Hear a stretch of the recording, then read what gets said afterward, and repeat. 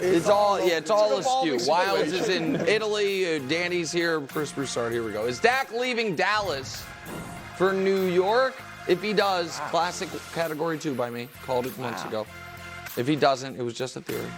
Also, expect the Eagles to go back atop the NFC East. I expect Brew to mention the fact that no team has repeated in the NFC East in this many years. Brew mentions facts. You're a big fact guy, big history guy. But first, we're going to start with contracts that could have or should have been signed already this offseason in Dallas.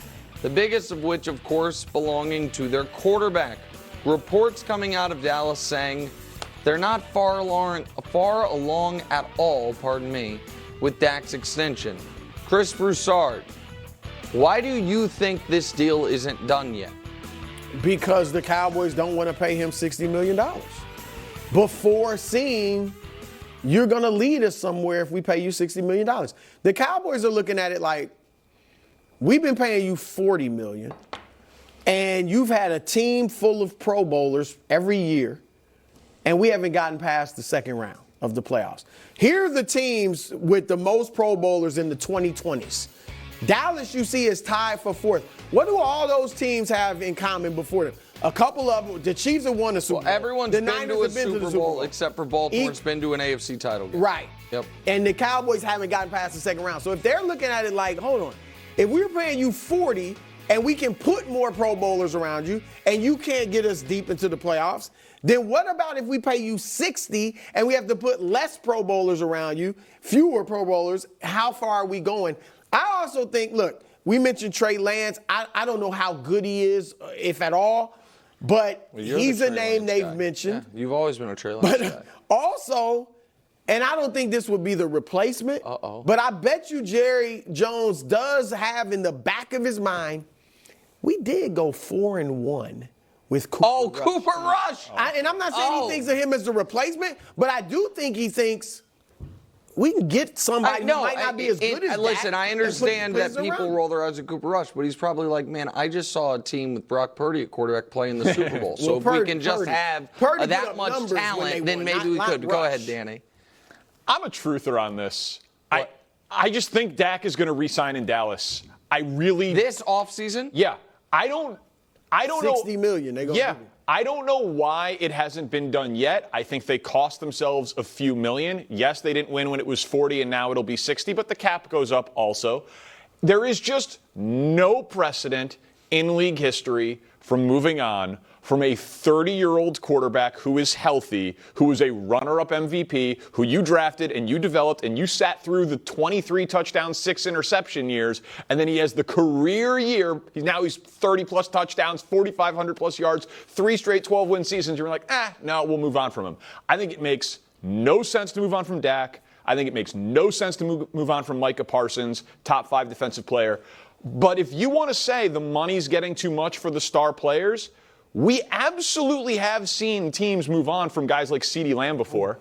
Now, CeeDee Lamb, I think, is great, but you could make an argument he's a 4.5, 40-yard dash guy. He's not a burner. He had 180-plus targets last year. He had 150-plus targets 2 years ago. That his production is more a product of volume and opportunity. And we see so many great receivers come into the league. Devontae Adams, Tyreek Hill, DeAndre Hopkins. Like, we've seen in their prime receivers who got a little too expensive, a team move on from them. So, like, if Dallas is really so... If they were thinking that, that's fair, but if they were thinking that, they'd have signed Dak already.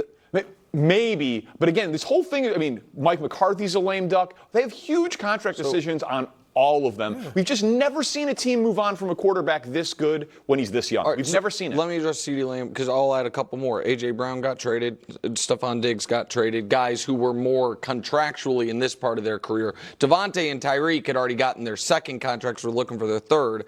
A.J. and Stephon Diggs were looking for their second contract, and that's when they got traded for first-round picks for teams that then went out and drafted a wide receiver.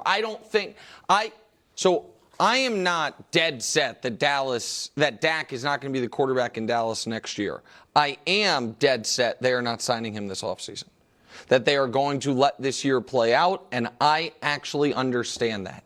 Because he's not going to get much more expensive than he is right now. I don't think you save massive amounts of money by doing. I think you could have saved a lot of money by doing it a year ago, but now, even a few months ago, you could have saved some money before Trevor got his deal, Jared Goff got his. But now that those deals are in, the other deals coming down the pike, Tua and Jordan Love, aren't going to reset the market, right? Like, the market is right now 55-ish million. Dak reportedly wants 60. A year from now, how different is that going to be? Is it 62 if he has an excellent year? I don't know, but it's not going to be 70. And I think, most teams want to avoid the circus of their quarterback going into a contract year. I don't think Jerry Jones wants to avoid the circus. I think he welcomes the circus. He's the ringleader. And I also understand the argument of, we don't, as the late, great Jerry West would say, the worst place to be in sports is that thick middle.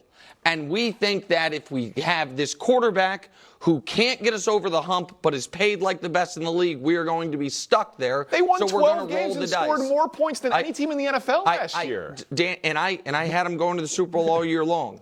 But they have won 12 games in 3 straight years. Yeah. And they're the only team in NFL history to do that and not make a conference championship game or a Super Bowl on that run. He doesn't exactly light it up in the playoffs. Well, that's right. And I know it's a small sample size sport. I get that. I don't blame the Cowboys if they're like, you know what? We'll roll the dice on this one at this point. I don't think they're signing him this offseason. I really don't. I think that'd be crazy. And cost certainty will help when it comes time to CeeDee and Parsons. Like, it's generally speaking always better to do these contracts early. If you're going to eventually do them. I just don't know that they're eventually going to do I think it's a prove-it year for him.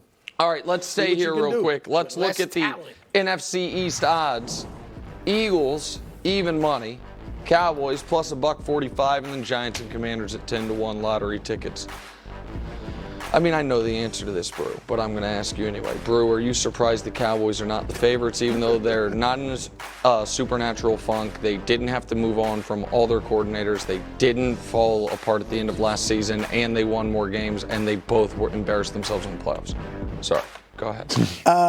I'm surprised that you and anyone else with breath in their lungs thinks the Cowboys should be favored in the NFC East. I mean, he threw this out there hoping I wouldn't say it. First of all, no one's repeated as champion in the NFC. That doesn't matter. That does not matter.